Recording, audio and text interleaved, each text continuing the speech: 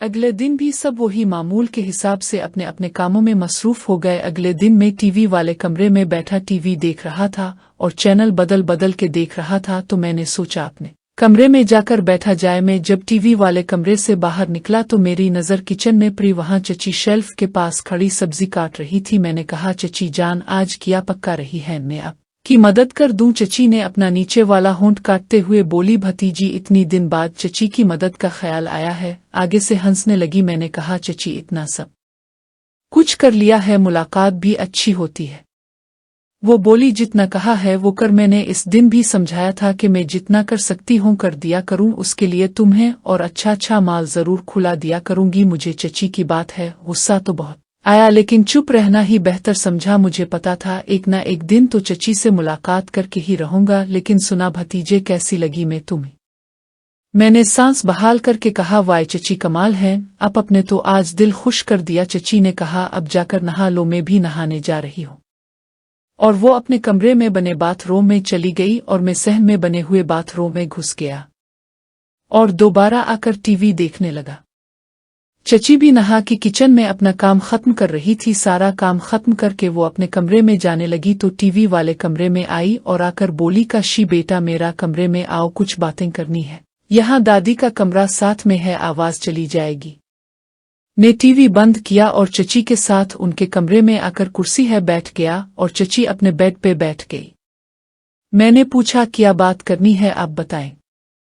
तो कहती हैं कि देखो काशी बेटा, जो कुछ भी तुम्हारी और मेरे दरमियान चल रहा है वो किसी के आगे भूल के भी जिक्र नहीं करना, नहीं तो हम दोनों को जो जिल्लत उठाना पड़ेगी वो तुम्हें बहुत अच्छी तरह पता है। मैंने कहा, चची आप क्यों फिक्र करती हैं, मैं किसी को भी नहीं बताऊंगा और ना किसी को अपने इस ताल्लुक में शामिल करूंगा।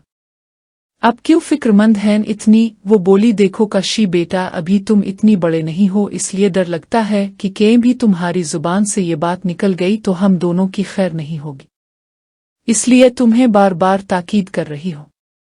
मैंने कहा, चची जान आप बिल्कुल बेफिक्र हो जाए, मैं अगर इतना बड़ा नहीं हूं तो इतना छोटा भी नहीं हूं, इसलिए आप अपने दिमाग से ये निकाल दें कि मैं किसी को ये बात बताकर आपको भी जलील करवाऊंगा और अपने पैरों पे भी कुल्हाड़ी मारूंगा।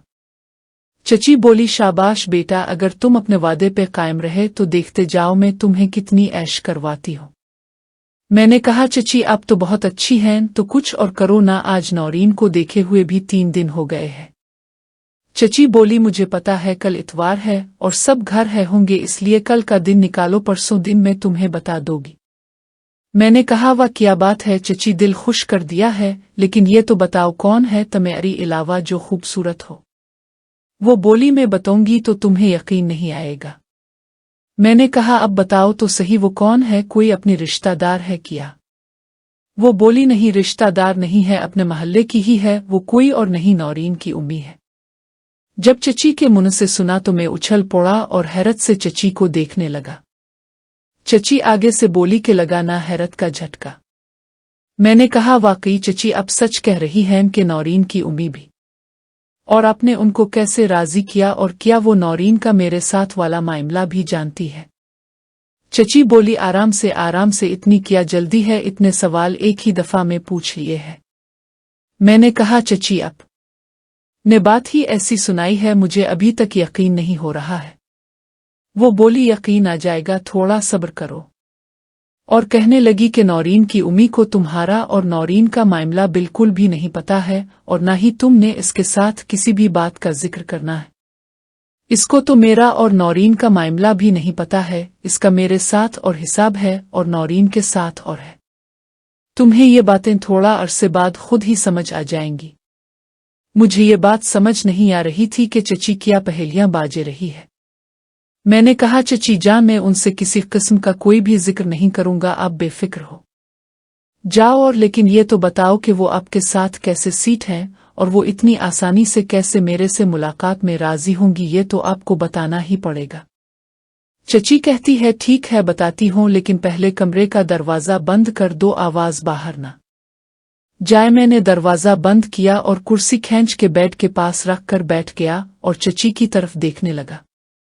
चची बोली कि नौरीन की उम्मी इशरत मेरी सहेली बहुत पहले से थी। जब मैं शादी होकर के यहाँ आई थी उसके कोई 3 या 4 साल बाद वो मेरी बड़ी पक्की सहेली बन गई थी। क्योंकि वो उम्र में मुझे से 3 साल बड़ी थी इसलिए मैं अपनी हर बात हर दुख सिख इसके साथ बांधती थी और आहिस्ता आहिस्ता वो और मैं आपस में अपने हर दुख सिख बांधते थे। इस लिहाज से वो मेरी और मैं इसकी जिंदगी की सब बातें जानते हैं। यूं समझ लो वो मेरी पहली और सबसे पुरानी राजदान थी। इशरत के मियाँ सऊदिया मुलाजमत करते थे और वो 2 साल बाद ही 2 या 3 महीने के लिए घर आते थे। यही वो टाइम होता था जब इशरत खुश रहती थी और उसकी बेटी भी खूब बाप के साथ अच्छा टाइम गुजरती थी। शुरू में तो इशरत का मियाँ भी जवान था और जब सऊदिया से आता था तो खूब अच्छी तरह दिन इशरत के साथ सलूक करता था। उन दिनों में इशरत बहुत खुश नजर आती थी।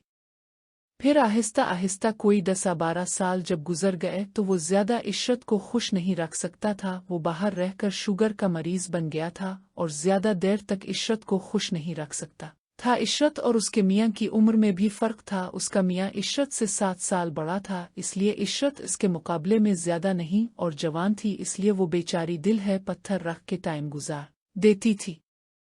इशरत मुझे अपना दुख आकर बताती थी लेकिन मैं इस वक़्त इसकी कुछ भी मदद नहीं कर सकती थी। इस वक़्त तमेरी चचा जिंदा थे और मैं उनके साथ बहुत अच्छा वक़्त गुजर रही थी। तमेरी चचा मुझे हर लिहाज से खुश रखते थे। इशरत का मियाँ जब आता था तो अपनी पूरी कोशिश करता था कि वो अपनी बीवी को मुतमईन कर सके लेकिन वो नहीं कर पाता था। वो शुगर की वजह बीमारी की वजह से इसकी सांस फूल जाती थी और इशरत बेचारी 2 साल इंतजार करती रहती थी और जब मियाँ आता था तो भी बेचारी सुलगती रहती थी। वो अपने मन का बोझ मेरे साथ अपना दुख बांट कर पूरा कर लेती थी और मैं कई साल तक इसको दिलासा देती रहती थी और कुछ नहीं कर सकी। और फिर इशरत की जिंदगी में एक ऐसा मोड़ आया जिसको वो आज भी अपने दिल में बसा कर बैठी है, जो सिर्फ मेरे इसके अलावा किसी और को नहीं पता। हुआ कुछ यूं कि इशरत के घर के साथ में हमारे एक और मोहल्लेदार रहते हैं। उनका एक बेटा और 2 बेटियां हैं। बेटियां बड़ी हैं, उनकी शादी हो चुकी है और बेटा इस वक़्त छोटा था लेकिन अब वो भी शादीशुदा हो चुका है, एक बच्चे का बाप है और दुबई में बैंक का मुलाजिम है। इशरत का उनके घर आना जाना था और इस लड़के की माँ इशरत की हमसाई और दोस्त भी थी इसलिए उनका बेटा इशरत लोगों के घर का काम भी कर दिया करता था। घर के काम कर देता था, बिल जमा करवाना, घर का सौदा सलफ लेकर आना वगैरह वगैरह। इसका इशरत के घर आना जाना आम था। वो लड़का इशरत को इशरत आंटी कहकर बुलाता था और अपने घर की तरह उनके घर का भी ख्याल रखता था। इस लड़के की उम्र इस वक़्त कोई 22 साल थी और अच्छा सेहतमंद भी था। उसके बाप की अच्छी खासी बड़ी शेखुपुर में अपनी किराना की दुकान थी। जब नौरीन की शादी नहीं हुई थी इस वक़्त वो बस अगर कोई घर का काम होता था तो इशरत के घर आता जाता था, लेकिन जब नौरीन की शादी हो गई तो वो इशरत के घर ज्यादा आता जाता था और इशरत से कहता था कि आंटी आप अकेली होती हैं इसलिए मैं आपका हाथ बारने के लिए आ जाता हूँ। बाजी नौरीन के बाद अब तो अकेली होकर रह गई हैं। इशरत भी इसका बड़ा ख्याल रखती थी। वो अक्सर इशरत से इसके मियाँ के मुताल्लिक पूछता रहता था कि वो इतना ज्यादा अरसा बाहर क्यों रहते हैं, वो आपके साथ क्यों नहीं रहते, उनको आपका ख्याल रखना चाहे। इस तरह की बातों से वो इशरत की दिल जोई किया करता था। इशरत भी एक औरत थी, औरत की कोई दिल जोई करे, इसका ख्याल रखे तो औरत इस पे मुकम्मल भरोसा करके अपना दुख बांट लेती है। इशरत ने भी आहिस्ता आहिस्ता ऐसा ही किया और वो इस लड़के के साथ घुल मिल गई और अपनी दुख इसके साथ बांटने लगी। इशरत ने आहिस्ता आहिस्ता इसको अपना सब कुछ मानकर सब कुछ बताने लगी और उसको अपनी और अपने मियाँ के साथ ताल्लुक का भी बता दिया। इशरत मुझे ये बातें बताती रहती थी, मैं इसको बस यही कहती थी, इशरत जरा संभल कर, ये बच्चा है, कहीं बदनाम ना कर दे, तुम्हारी बातें बाहर लोगों को ना बताता फिरे। वो मुझे कहती थी, फिक्र ना कर, मैं इसको जानती हूँ, वो ऐसा कभी भी नहीं करेगा, मैंने भी जमाना देखा है। एक दिन इस लड़के के घर की मोटर खराब हो गई तो वो इशरत के घर आ गया और आकर बोला, इशरत आंटी पानी वाली मोटर खराब हो गई है, मुझे नहाना है, क्या मैं आपके घर नहा सकता हूँ? इशरत ने कहा, ये तुम्हारा अपना घर है, जो चीज़ मर्जी है इस्तेमाल करो, इसमें पूछने की क्या ज़रूरत है। और वो शुक्रिया, इशरत का घर ग्राउंड फ्लोर है था इसलिए थोड़ा बंद था, बिजली जाने से थोड़ा अंधेरा हो जाता था, इसलिए बाथरूम में भी अंधेरा हो गया और वो लड़का डर के मारे अंदर से बोला, आंटी यहाँ बहुत अंधेरा है, मुझे डर लग रहा है, क्या मैं दरवाजे खोल के नहा लूं? इशरत इस लड़के की बात है हंसने लगी और बोली, बेटा दरवाज़ा खोल लो, अंधेरा तो बाहर भी है, तुम दरवाजे खोल के नहा लो। वो लड़का दरवाज़ा खोल के नहाने लगा और इशरत बाथरूम के बिल्कुल सामने बने किचन में इमरजेंसी लाइट लगाकर हांडी बना रही थी। कोई आधे घंटे के बाद बिजली आ गई तो बाथरूम का दरवाज़ा खुला हुआ था और किचन सामने होने की वजह से जब इशरत की नज़र बाथरूम के अंदर गई तो वो वहां का मंजर देखकर हक्का बक्का हो गई और हैरत से फटी फटी आंखों से अंदर का मंजर देखने लगी। अंदर वो लड़का, जब इस लड़के की नज़र इशरत है पड़ी तो इसका रंग लाल सुर्ख हो गया और वो डर के मारे इसने जल्दी से दरवाज़ा बंद कर दिया। इशरत भी दरवाज़ा बंद होने की वजह से अपने हवास में वापस आ गई।